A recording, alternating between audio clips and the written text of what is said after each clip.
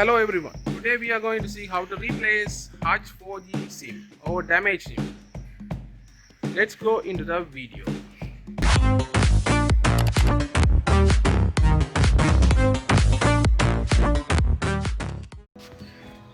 This is the replacement SIM I bought from the shop.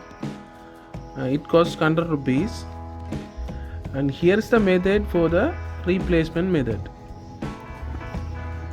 They have mentioned *127# for replacement or damage or upgraded SIM.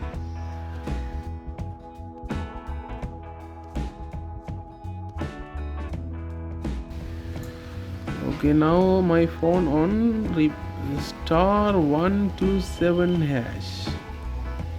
Dialing this code. Then select any option. I'm sensing damage SIM.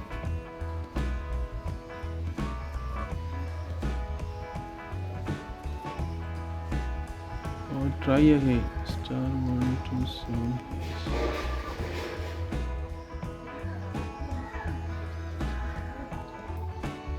Option 2. 078 600 6648. Invalid mobile number.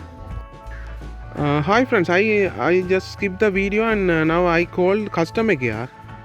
It says invalid mobile number.